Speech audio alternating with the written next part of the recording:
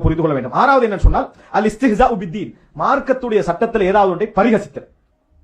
இது எங்களிடத்தில் தெரிஞ்சோ தெரியாமலோ நிறைய வந்திருக்கு. நம்ம அல்லாஹ்வுக்காக வேண்டி இதுக்கு பிறகாவது அதை என்ன செய்யணும், முழுமையாக தவிர்த்துக்கிறோம். சில குர்ஆன் வசனங்களை வச்சு நகைச்சுவை என்ன செய்றாங்க, கட்டி விடுறாங்க. அதை நான் சொல்லல, இன்னொருத்தன் சொன்னது ஹிகாயத், அவர் இவர் எடுத்து சொல்றது. அந்த மாதிரி செயல்கள் உங்களுக்கு முன்னால நடந்தாலும் கண்டிக்கணும், நீங்க யாருக்கு எடுத்து என்ன செய்யக்கூடாது, சொல்லக்கூடாது. காரணம் உங்க அமல்கள் எல்லாம் அழிஞ்சு போறதுக்கு அதை என்ன செய்யும், காரணமாக அமையும் என்பதை புரிஞ்சுக்கொள்ளணும். குல் அபில்லாஹி வ ஆயாத்திஹி வ ரசூலிஹி குன்தும் தஸ்தஹ்சிஊன் லா தஅததிரு கத் கஃபர்தும் பஅத ஈமானிக்கும். சூரா தௌபா 65-66 வசனம்.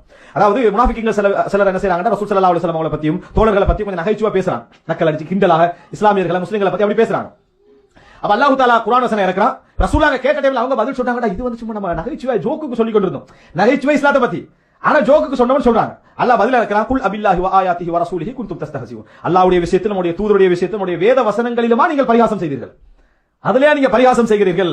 லா தஅததிரு, காரணம் சொல்ல வேண்டாம். கத் கஃபர்தும் பஅத ஈமானிக்கும், ஈமான் கொண்ட பின்னால் நீங்கள் காஃபிர்களாகி விட்டீர்கள் என்று குர்ஆன் வசனம் என்ன செய்து இறக்குது. நிறைய பேரை பார்க்கலாம், ஃப்ரெண்ட்ஸ் மார் 3 பேர் தொழுதுட்டிக்கிறாங்க, நக்கல் அடிக்கிறாங்க, ஹிண்ட் அடிக்கிறது.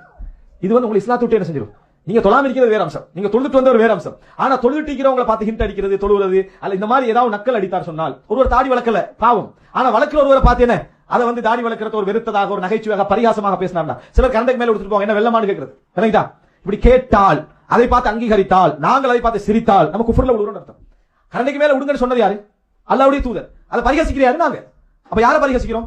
அல்லாஹ். நீ உடுக்கல அது வேற, நீ உடுக்கல அது வேற, ஆனால் பரிகசித்தால் என்ன அர்த்தம்? குஃப்ர்ல கொண்டு போய் என்ன செஞ்சுவிடும், அது விட்டுவிடும் என்பதை நாங்கள் புரிந்து கொள்ள வேண்டும். எந்த ஒரு விஷயமாக இருந்தாலும் சரி அப்படி செய்யக்கூடாது. இப்ப இதுல உதாரணமாக அந்த முனாஃபிக்குகள் பேசின வசனம் என்னன்னா, அர்கப, அதாவது மாராயினா மித்ல குர்ராயினா ஹஉலாஇ அர்கப புதூனன் வலா அக்தப அல்சுனன் வலா அஜ்பன இன்தல் லிகா. இதான் அவங்க சொன்னது. இவங்கள மாதிரி சாப்பிடுறாங்கள பார்த்தில்லை, நபி தோழர்களை மாதிரி சாப்பிடுறாங்கள பார்த்தில்லை, அது போல என்ன இவங்கள மாதிரி கோழைகளை நான் பார்த்ததில்லை, பொய்யர்களை பார்த்ததில்லை அப்படின்னு பேசினாங்களா. அதுக்கு ஒரு காரணம் என்ன சொன்னாங்க, நகைச்சுவை ஜோக்குக்காக சொன்னோம் அப்படின்னு சொல்லி. அல்லாஹ் தஆலா அதுக்கு தான் வசனம் இறக்குனா, நீங்க காஃபிர்களாகி விட்டீர்கள் சொல்லி. எனவே பரிகாசம் எந்த ஒரு விஷயத்தில் என்ன செய்யக்கூடாது, நாங்கள் பரிகாசித்து விடக் கூடாது என்பதை புரிந்து கொள்ள வேண்டும். அப்படி பரிகாசம் என்பது எங்களை குஃப்ர்ல கொண்டு போய் என்ன செஞ்சிடும், விட்டுவிடும். எந்த ஒரு குர்ஆன் வசனம், ஒரு செய்தி, சில அரபு ஸ்டைலான குர்ஆன் வசனம், அரபுல உள்ள குர்ஆன் வசனங்கள் எங்களோட மொழிகளுக்கு ஏற்ற மாதிரி சில வார்த்தைகளை சொல்லி நக்கல் என்ன செய்வாங்க, அடித்துக் கொள்வாங்க. சில சம்பவங்கள் அப்படி அடித்துக் கொள்வார்கள். நம்ம சொல்லவே கூடாது, எங்களுக்கு வந்துதான் அதோட அழிச்சு அந்த நபருக்கு எச்சரிச்சு இந்த மாதிரி என்ன செய்ய வேண்டாம், செய்ய வேண்டாம் என்று சொல்லிவிட வேண்டும். இது குஃப்ரில் எங்களை கொண்டு போய் சேர்த்துவிடும்.